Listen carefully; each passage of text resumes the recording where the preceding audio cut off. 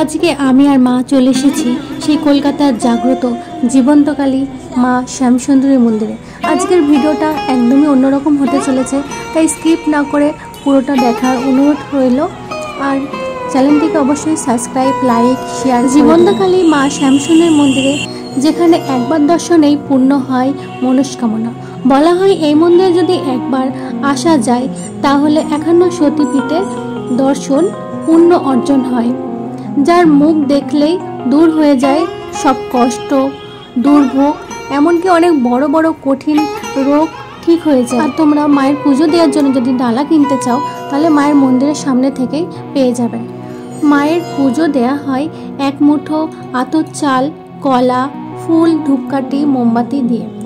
আর এখানে মাকে একটি বাচ্চা মেয়ে হিসাবে পুজো করা হয় বলে অনেক ভক্তরাই মায়ের জন্য চকলেট, ক্যাডবেরি, লজেন্স এইসবেও। আর এখানে মায়ের মন্দির প্রতিদিন খোলা থাকে সকাল 7টা থেকে দুপুর 1টা অবধি, তারপর আবার বিকেল 4টে থেকে সন্ধ্যা 8টা অবধি। আর অমাবস্যার দিন মন্দির সারাদিন খোলা থাকে। এখানে প্রতিটা অমাবস্যার অন্ধকারে পুজো হয়, কোনো লাইট জ্বলে না, শুধু ঘিয়ের প্রদীপ জ্বলে। এখানে মাকে একটা বাচ্চা মেয়ে হিসাবে পুজো করা হয়। আর এখানে মাকে দেখতেও একটা ছোট্ট বাচ্চা মেয়ের মতোই দেখতে। মা কালী নয়, মা কালী যেমন মুন্ডমালা পরে থাকে, দেখতে ভয় লাগে, তেমনটা মা নবগ্রহ বেদির ওপর মা রয়েছেন। এখানে মায়ের মুখের হাসি দেখলে সব কষ্ট ভুলে যায়। আর এখানে মা যেমন জাগ্রত তেমন এখানে বাবাও কিন্তু আছে। বাবাও কিন্তু খুব জাগ্রত। যাদের বাচ্চা হয় না তারা শ্রাবণ মাসের যে কোনো একদিন নির্জলা থেকে জল ঢাললে তার মনস্কামনা পূর্ণ হবেই হবে। আজকে পুষ্পাঞ্জলি থেকে মায়ের ভোগ আরতি সবটাই আপনাদেরকে দেখাবো। এখানে যেই ভক্ত মায়ের কাছে প্রথম দিন কেঁদে কেঁদে আসে, পরের বার যখন আসে ঠিক তার উল্টোটা ঘটে। মুখে একটা খুব সুন্দর হাসি নিয়ে, আনন্দ নিয়ে আসে। তাই তাবিজ কবজ আনতে আর নয়, দর্শনেই ফিরবে আপনার ভক্ত।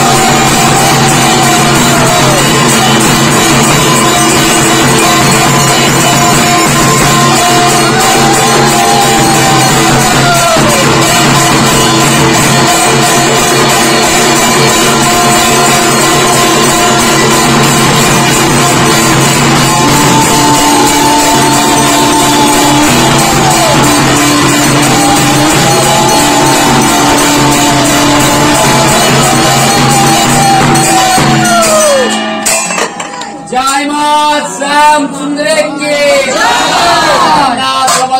सुभद्रा के वीरवा जगन्नाथ के जय मां जय भवानी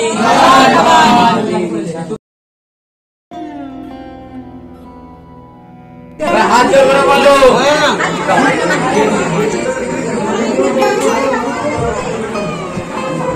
हाथ जोड़ करो हाथ जोड़ कर बोलो ओम सर्वमंगल मांगल्ये शिवे सर्वार्थ साधिके शरण्ये त्र्यंबके गौरी नारायणी नमस्ते।